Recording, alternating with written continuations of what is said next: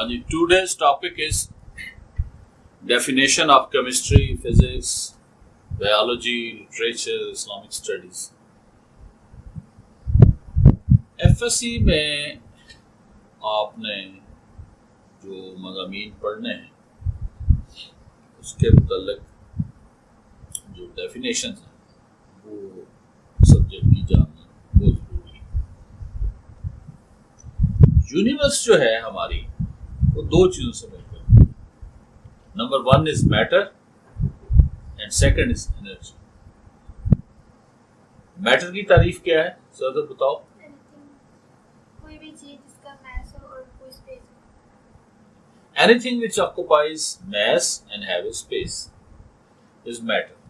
तो जब हम मैटर को स्टडी करते हैं this is known as chemistry.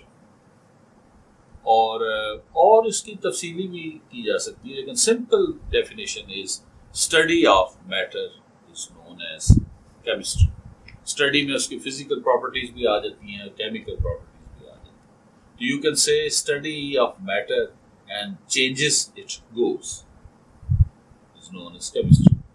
जबकि एनर्जी का मुताला जो है वो फिजिक्स कहलाता है। Study of energy is physics.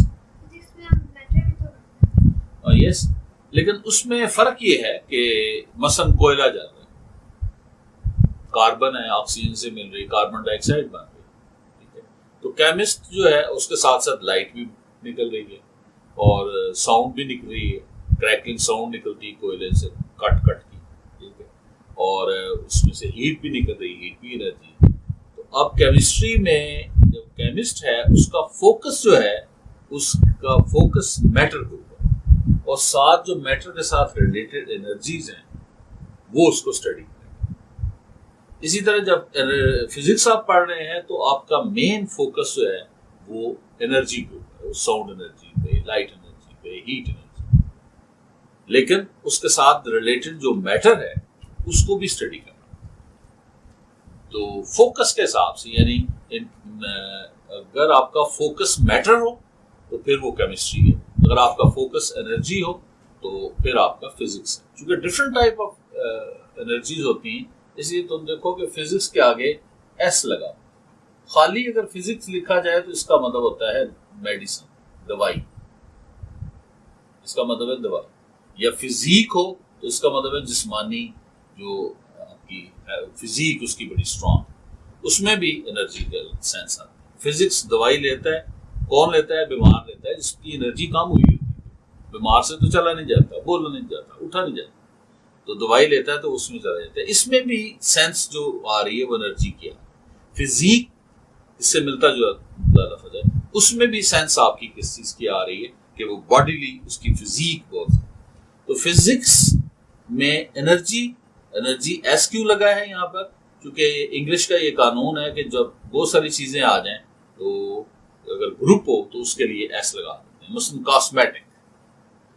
Cosmetic के अंदर आप कॉस्मेटिक्स, लिपस्टिक, पाउडर, फलाना जो भी चीजें। एथलेटिक्स, ठीक है, एथलेटिक्स में आप javelin throw, long jump, high jump, ये वो पढ़ते हैं। तो जो प्लूरल चीजें आ जाए। इसी तरह मैथमेटिक्स, उसमें मल्टीप्लिकेशन भी है, उसमें डिवीजन भी है, उसमें एडिशन भी है, सब्सट्रैक्शन भी है। तो बहुत सारा ग्रुप हो, इसलिए इसके साथ एस लगा। तो फिजिक्स बेसिकली इसके मीनिंग के हिसाब से भी इसमें एनर्जी ही लफ्ज निकल है। तो फिजिशियन भी लफ्ज इसी से निकला है, फिजिशियन मेडिसिन से ही, कि वो एनर्जीज को जो है वो बहाल है। तो वेरी सिंपल, वंस अगेन तुम्हारा अच्छा सवाल था। Study of matter is known as chemistry and study of energy is known as physics.